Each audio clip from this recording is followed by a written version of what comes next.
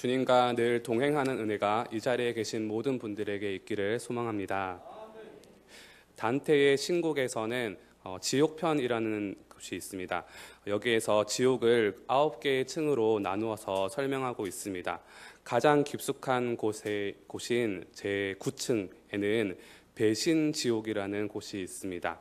또 이곳에는 루시퍼, 사탄이 호수에 허리춤까지 물에 그 몸을 담그고 있는 장면이 그려지고 있습니다. 지옥의 가장 깊은 곳이니까 매우 뜨거운 곳이지 않을까 싶은데, 반대로 이곳은 매우 추운 또 모든 곳이 꽁꽁 얼어 있는 그런 곳입니다. 왜냐하면은 사탄이 날갯짓을 하고 있을 때에 그 날갯짓에서 차가운 바람이 나오고 있기 때문입니다. 그 때문에 온 호수가 꽁꽁 얼어 있고, 또 그 얼린 호수 때문에 사탄이 그곳에 붙잡혀 있습니다. 또 사탄의 입에는 세 사람이 있는데 예수님을 배신한 유다와 그리고 율리우스 카이사르를 배신한 브루투스와 카시우스를 그 입에다 씹고 있다고 합니다. 사탄 본인도 어쩌면은 하나님께서 가장 존귀하게 여긴 그런 천사였지만은 하나님의 자리를 넘보았던, 그렇게 하나님을 배신한 자요, 또 그렇게 유다와 브루투스와 같은 배신자였습니다. 그렇게 배신자들을 씹으면서 사탄이 화를 내고 있다고 합니다. 단테는 나중에 이 화를 영원히 공허한 분노라고 표현을 했습니다. 왜냐하면은 그렇게 분노해봤자 아무 소용이 없기 때문입니다.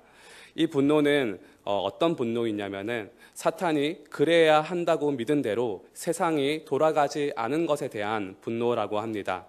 마귀는 이 세상을 어떻게 하겠다라는 그 나름의 계획이 있었습니다. 그것은 세상을 죽이고 멸망시키려는 계획일 것입니다. 하지만 예수님께서 그 계획을 철저하게 무산을 시키셨습니다. 유다 또한 자기 나름대로의 그 메시아에 대한, 예수님에 대한 계획이 있었습니다. 하지만 자기 뜻대로 움직이지 않는 예수님을 보고 유다는 화가 났습니다. 그래서 배신을 했습니다. 우리의 계획과 또 하나님의 계획이 이렇게 충돌할 때가 있습니다. 나아만 장군은 엘리사에게 와서 자신의 문둥병을 치료해달라고 그렇게 요청을 했습니다. 그런데 그때에도 나름의 계획이 있었습니다. 엘리사가 나아만 장군이 왔다는 소식을 들으면은 정중히 나와서 그를 맞이하고, 또 그럴 때 엘리사는 능력이 있는 사람이기 때문에 사람들이 손을 못 대고 또 보지도 못하는 그 문둥병의 환부 위에 직접 손을 대어서 하나님의 이름을 크게 부르면서 간절히 기도하고 나면은 놀랍고 신기하게 상처가 나아지는 그런 광경을 상상하고 계획을 했습니다. 하지만 그 계획과는 다르게 엘리사는 나아만에게 자신의 종을 보내서 저 흙탕물 갖고 또 조그만 요단 강가에 가서 7번 몸을 담그라는 그런 이야기를 전해줍니다. 하나님께서 주신 능력의 종이니까 문둥병 환자라고 해서 두려워하지 말아야 될 텐데 가까이 오지도 않고, 또 적어도 밖에 나와서 인사라도 해서 그 나라의 예를 갖추어야 하는데 그렇게 하지도 않고, 종을 시켜서 다른 물 좋고 큰 강도 아닌 저 요단강에서 씻으라는 이런 말을 전하니 나아만의 상상과 계획이 완전히 무산이 되었습니다. 그래서 화가 나서 돌아가려고 할 때에 옆에 있던 지혜로운 부하들이 와서 권유하고 요단강에서 몸을 씻고 그는 몸이 낫게 되었습니다. 사도 바울은 아시아 지방에서 선교를 했는데 그 지방의 교회들이 믿음이 점점 더 튼튼해지고 그 수가 나날이 늘어났습니다. 그런데 성령님께서는 사도 바울이 그곳에서 말씀 전하는 것을 막으셨다고 말씀하고 계십니다.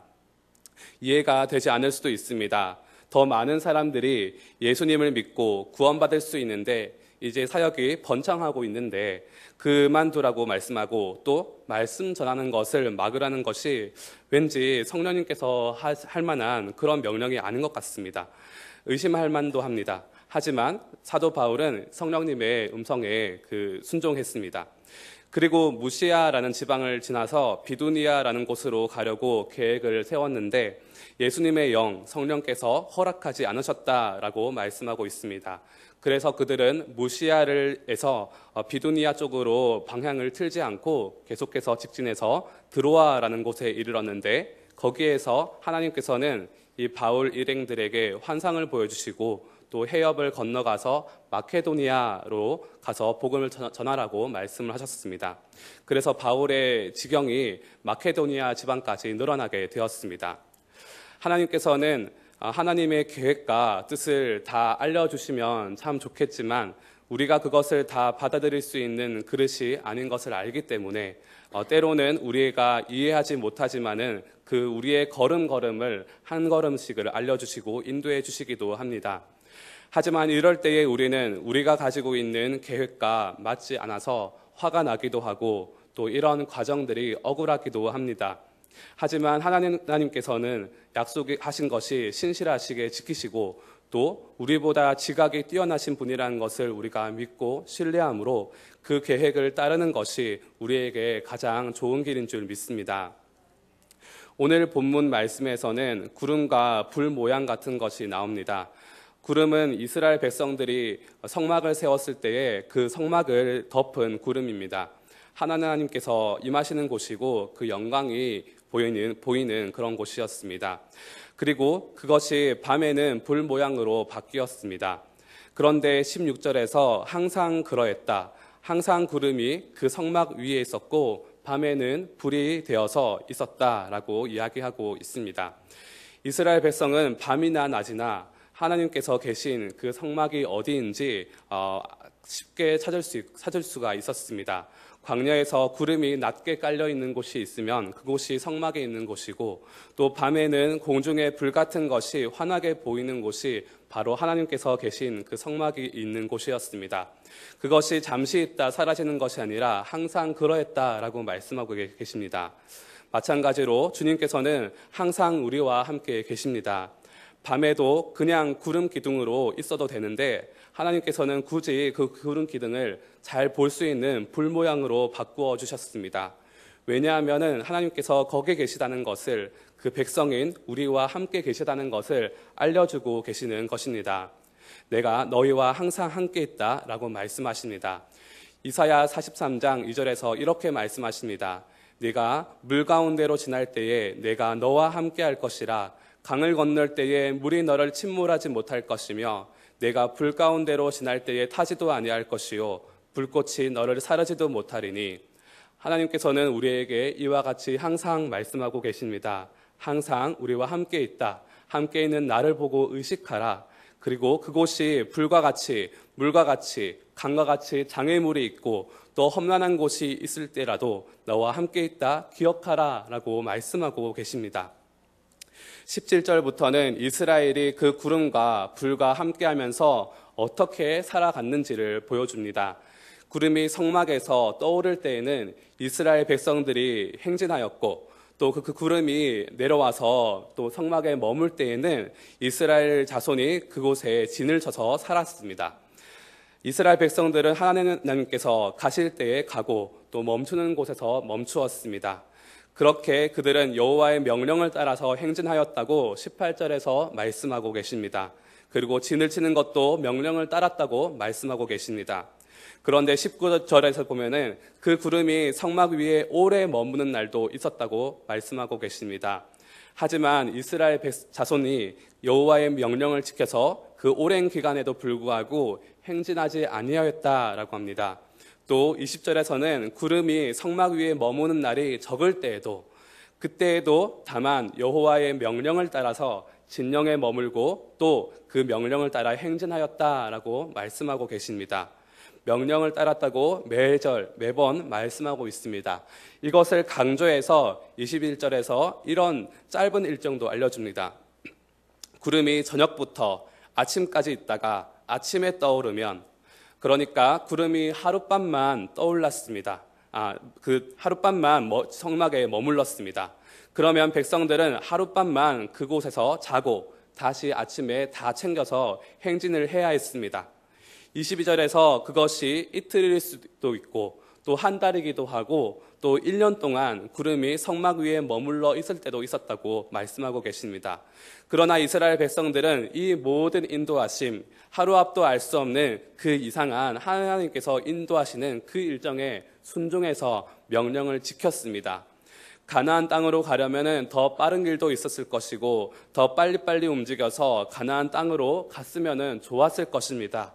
하지만 이스라엘 백성들은 멈춰야 했습니다. 주님께서 멈추셨기 때문입니다. 때로 집안 사정으로 마음이 힘들어서 멈추고 싶었을 수도 있습니다. 하지만 구름이 올라갑니다. 그때에는 움직일 채비를 해야 했습니다. 그렇게 하나님께서 늘 인도하시는 대로 이스라엘 백성들은 걸어갔습니다. 내가 원하는 방향과 시간이 아니라 그분의 걸음과 방향에 자신의 걸음들을 맞추었습니다.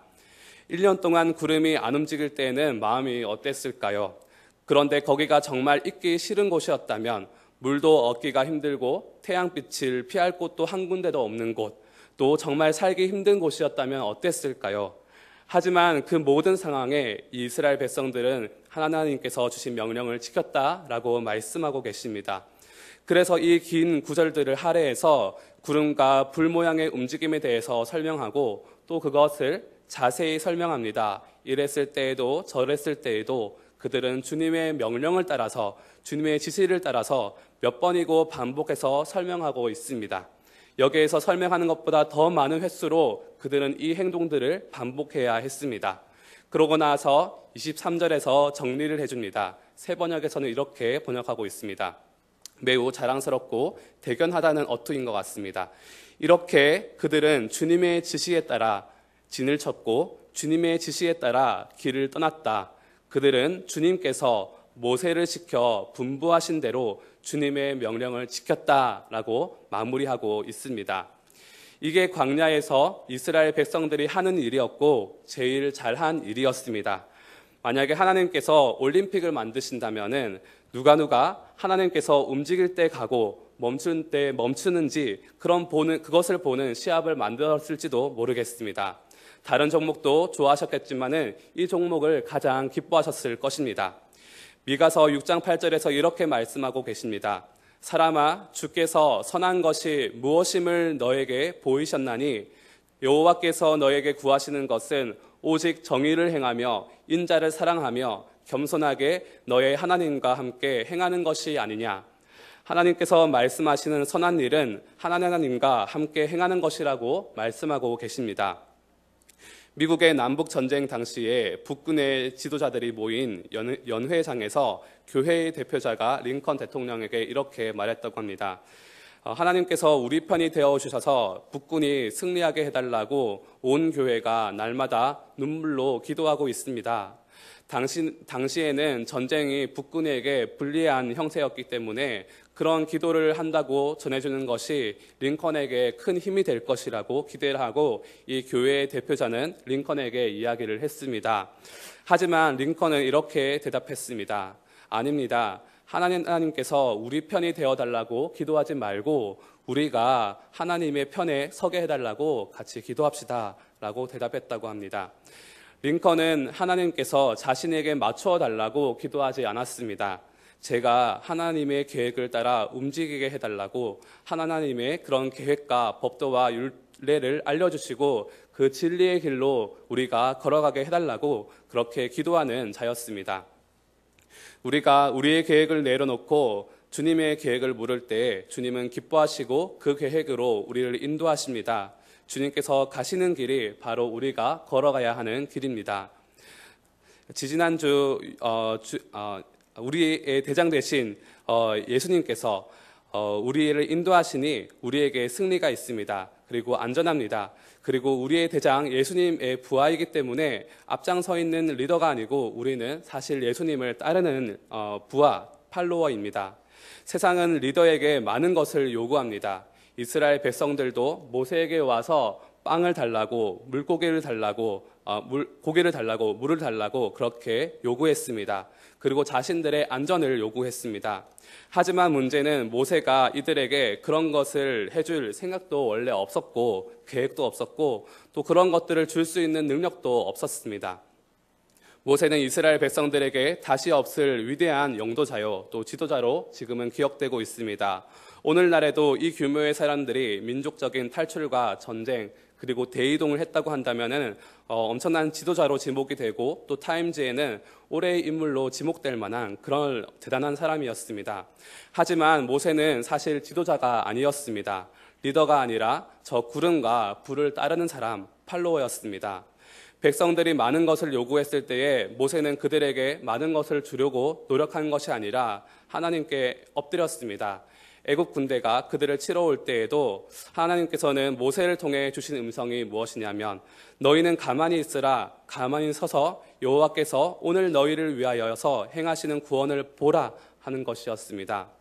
형제들이 그를 비난을 할 때에도 모세는 그냥 하나님 앞에 엎드렸습니다. 왜냐하면 그는 재판장도 아니었고 지도자도 아니고 대통령도 왕도 아니라 하나님을 따르는 팔로워였기 때문입니다. 그리고 그를 따르는 이스라엘 백성들 전체가 주님을 따르는 팔로워였습니다. 이 이스라엘 백성들이 구름과 불 모양을 따라서 저 가나안 땅을 정복하고 또 하나님의 말씀을 맡아서 지켰기 때문에 지금 이 세상 사람들이 이 이스라엘 백성을 통해서 흘러오는 복을 받아 누리고 있습니다. 하나님께서 오늘 하루도 우리에게 주셨습니다. 이 하루를 살아갈 때에 성막에 임하시는 구름과 불 모양을 보는 은혜가 우리에게 있기를 바랍니다. 그리고 하나님의 계획과 상충이 되는 우리의 욕심과 계획과 걸음은 내려놓고 주님의 말씀과 방향을 따라 걷는 그런 위대한 팔로워가 되시는 은혜가 있기를 바랍니다. 함께 기도하겠습니다. 주님 감사합니다. 오늘도 우리를 성막으로 불러주시고 또 주님께서 인도하시는 구름과 불 모양을 보게 하시니 감사드립니다. 우리가 우리의 계획을 내려놓고 주님께서 걸어가시는 그 걸음을 따라서 주님의 인도하시는 곳으로 갈 수 있도록 오늘 하루도 이끌어 주옵소서. 이 모든 것 예수 그리스도의 이름으로 기도합니다. 아멘.